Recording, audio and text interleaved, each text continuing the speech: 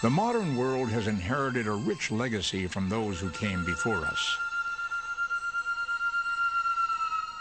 Ancient places speak of great civilizations that once flourished, then passed into memory.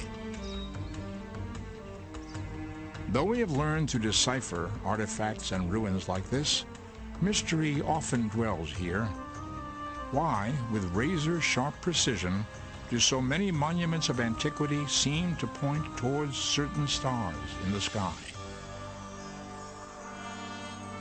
Why do so many ancient texts contain references to strange flying objects centuries before the invention of the airplane? In all of the classical ancient cultures that we know of, there have been descriptions of unusual aerial phenomena. And in many cases, these can be interpreted as some kind of craft piloted by intelligent beings. What are UFOs? Do they exist? If so, could they originate from elsewhere in the universe? I think it's obvious that there are many other intelligent life forms in the universe, and I don't dismiss for a moment the possibility that they have visited Earth, perhaps in the past, perhaps even now. With the recent discovery that life might have once existed on Mars, it is surely one of the most enduring of mysteries. Are we alone, or have we been visited by travelers from other worlds? Join us as we attempt to unravel the riddle of ancient UFOs.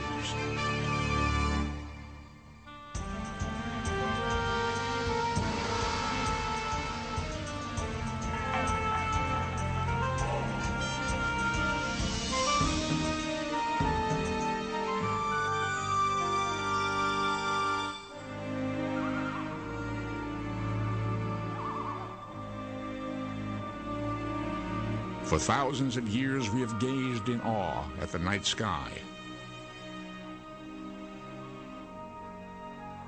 In watching their slow yet relentless movement across the heavens, people discovered that the changing pattern of stars precisely matched the ebb and flow of seasons.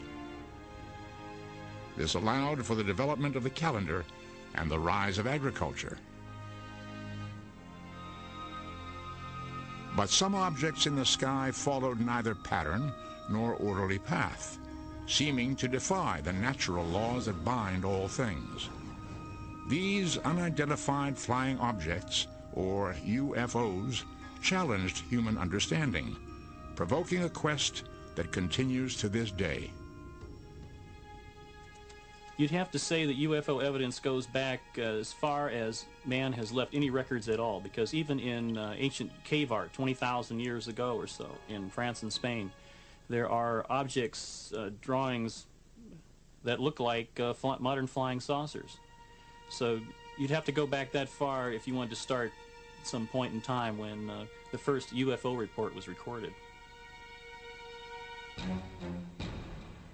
Forever frozen in silence and in stone, these provocative drawings raise questions to which we may never find an answer. Do the shapes represent gods or ancestral spirits?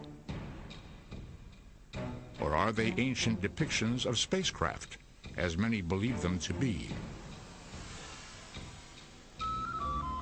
Texts from the world's earliest civilizations, including Sumeria some 5,000 years ago, mention strange aerial phenomena and the beings who controlled them. There are ancient records in which people describe different kinds of flying objects which they have seen. In some cases, the people were describing what they understood to be flying vehicles piloted by various categories of living beings. There are written accounts which describe this in great detail.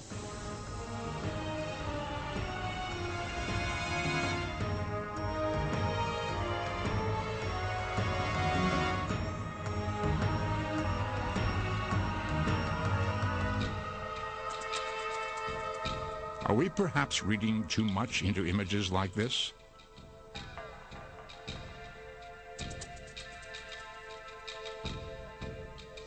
A lot relates to how you interpret the signs that we see. Is a sketch on the wall an alien in a space helmet? Is it a diving helmet, or is it just a decorative piece of work from a science fiction writer of several thousand years ago? So the further back you go, the harder it is to interpret. Despite increasing public support for the notion that UFOs may have been visiting the Earth since the dawn of history, the scientific community is overwhelmingly skeptical about the subject. Ancient people saw weird things in the sky, and they were convinced that these were symbols of God's intentions. Their lives were controlled by the gods. And in every case that I am aware of, there is an alternate explanation. It could have been a meteor, which they didn't understand. It could have been some ball lightning. It could have been any kind of thing that was just totally unknown to primitive man. And so they always interpret these things in terms of supernatural. Despite scientific skepticism, the annals of human affairs contain many curious examples of strange objects seen in the sky.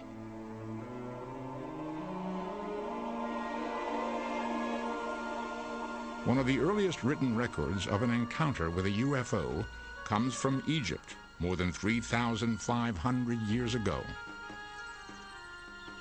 There's a story about Thutmose III, Egyptian pharaoh, who saw circles of fire in the sky, and started off with one, and then the report says that there were, a few days later, there were many of them in the sky.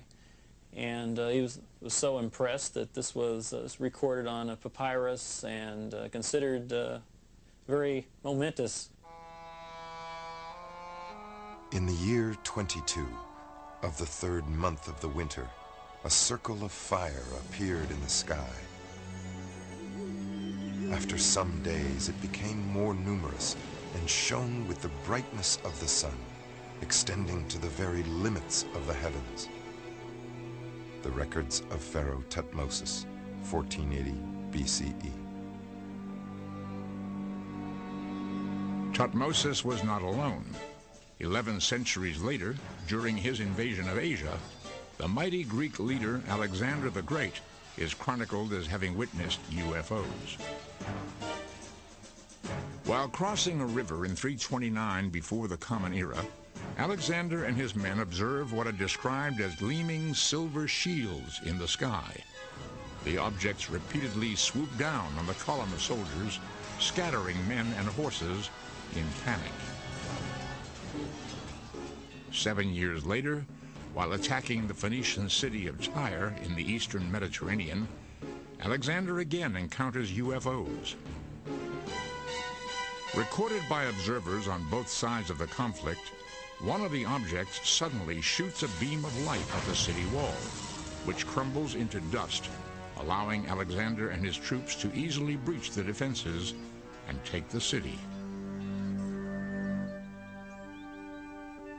The passage of centuries leaves us with little proof of whether the events really took place or were merely the products of fertile and imaginative minds. Remember, the working hypothesis for historians for hundreds of years has always been that mankind is alone, that there are no intruders from outer space, that there were no advanced civilizations, that our civilization, and each generation thinks this, is at the peak. We're it. Well, unless you throw out those assumptions, there's no way you're going to get at the truth of these old accounts. Many of the accounts are mystifying indeed, often from reputable and reliable sources. Medieval Europe was the scene of a mysterious incident in 1463, when a strange slab-like object appeared in the sky. Surrounded by flames and a bright light, it glided eerily above the landscape. This drawing was made by Hermann Schaden, a witness to the event. A century later, another witness recorded this unearthly occurrence above the skies of Nuremberg, Germany.